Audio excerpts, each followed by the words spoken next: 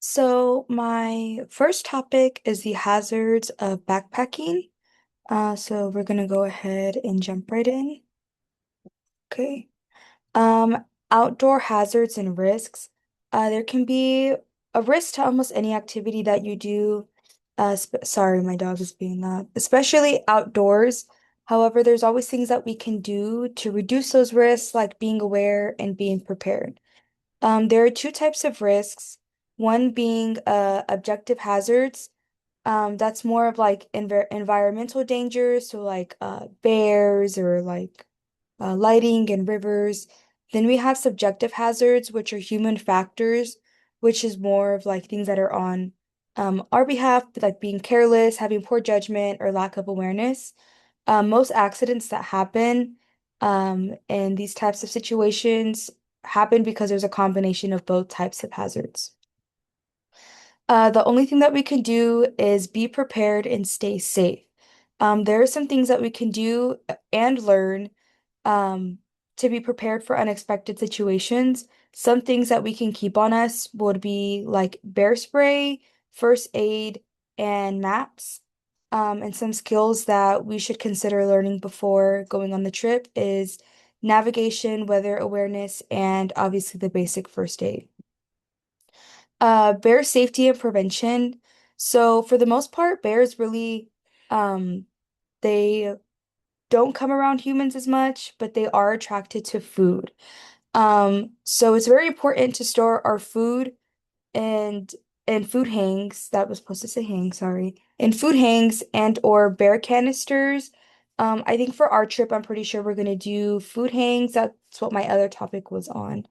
But along with food, we should also be sure to hang any other trash and other things that are fragrant, such as like trash from your food, any deodorant, toothpaste, stuff like that. We can avoid bear incidents by doing things like backpacking in groups and making noises while hiking. This will help us with making our presence known. And also watch out for bear signs like bear tracks, claw markings, and stuff like that. Also, a note that I saw was if we see a baby cub, it's most likely that mama bear is close by. So obviously just leave immediately and yeah. What to do if we encounter a bear? So if you're anything like me, this seems kind of daunting. Encountering a bear kind of creeps me out, but it's good to know these things. So if we see a bear, it's important to always stay calm, to back away slowly and speak in a calm but firm voice.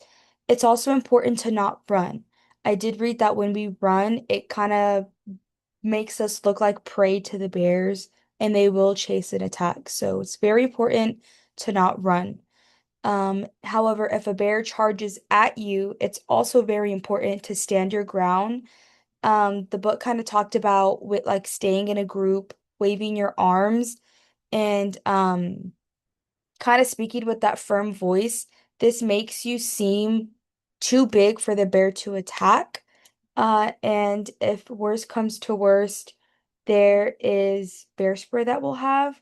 If you're attacked by a grizzly bear, they say to play dead and protect your neck and head with your arms. I also did see that it is the best to lay on your stomach to protect your vital organs. So you can do kind of laying on your stomach with your hands over your neck and your legs a little bit further apart from each other. Most likely the bear will swat at you a few times. So that'll keep your vital organs safe. If they do get you, it'll be on your backside.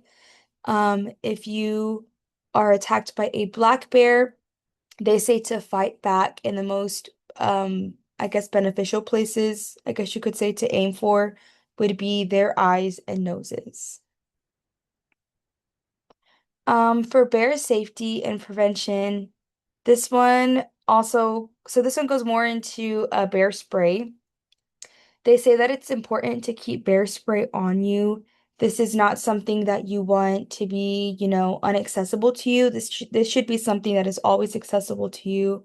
Um, it's very important. They say that bear spray is about 85% effective at stopping aggressive bear attacks. The most effective range to use bear spray would be in about a 15 feet radius. Again, keep it accessible to you. And I also did read to make sure that your bear spray is EPA approved. So the main takeaways from this topic would be that preparation can reduce the risk, to always be aware of your surroundings at all times, respect wildlife and keep food secure, which is also, I think, a really, really big one. And then, of course, to always stay calm during wildlife encounters. And yeah, that is all.